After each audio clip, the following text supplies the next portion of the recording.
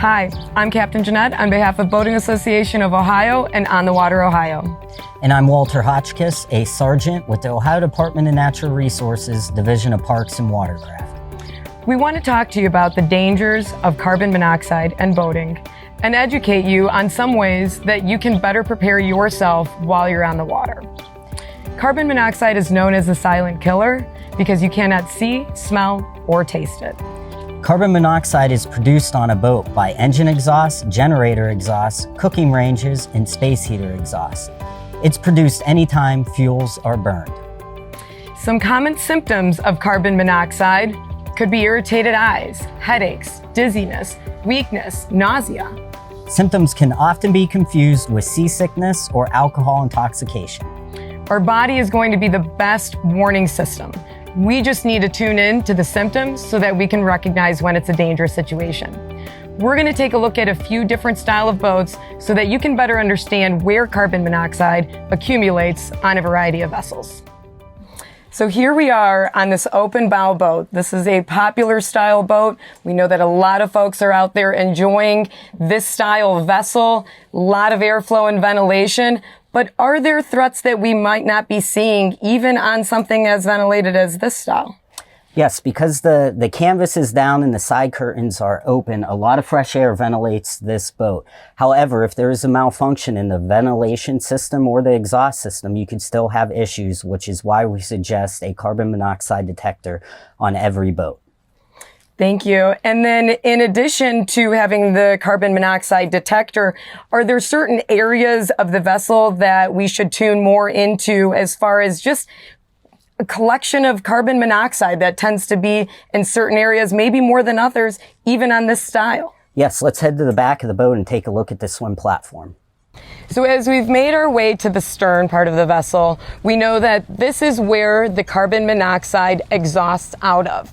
So what are our specific threats at this point, Walt? Well, air pockets containing high concentrations of carbon monoxide can be trapped underneath the swim platform. So you should never swim underneath a swim platform. You should never have your children swimming in the water around the swim platform when the engines are running. You never want to teak surf or hold on to the back of the swim platform while the vessel is underway because you can breathe in heavy amounts of carbon monoxide. Really, you shouldn't do any activity out on the swim platform while the engines are running. And you'll notice the lily pad and this beautiful back seat over here. But one thing we do want to make sure to impress upon you is that any type of activity while an engine and the boat is running is very dangerous and could be fatal. So from sitting back here while the boat's running to playing on the lily pad when the boat is running, all not advised. So here we are on a different style of boat, this one equipped with outboard engines, an extremely popular style. This is not uncommon to see several of these boats out there, but they still have threats that we need to discuss. So we're going to take a closer look, but inside of the cabin, of some of the things that we may have to contend with outboard motors. So even on a boat with outboard engines, there are still threats. And we're going to look a little closer at some of those threats that you might find on this style vessel.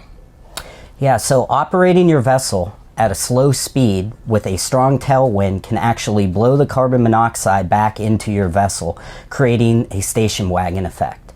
Also, it's smart to anchor your vessel away from other boats so you don't have to worry about their exhaust fumes. And if you're docked to another boat or rafted off to another boat, please be careful of where their exhaust fumes are going if their engines are running. And then to finish up, do not tow a water skier or pull a tube within 20 feet behind your boat to avoid carbon monoxide. And even in an area where you might see that there's a lot of canvas, there's a lot of enclosures, we need to remember to constantly allow for that ventilation. So whereas you may be in some form of inclement weather, you may be looking for that protection from the rain, do not let that turn into a fatal experience because you're enclosing yourself. So always open the forward windows, peel that canvas back, and make sure that you're allowing for the proper airflow. We're on a cabin cruiser. These are great weekend boats. They have a V-berth, AC, and a generator. And when you have a generator, in addition to the engines, it comes with another additional carbon monoxide threat. Yes, if your vessel has a generator, have a marine certified technician inspect the generator exhaust hose for any cracks, discoloration, and make sure the clamps are tight.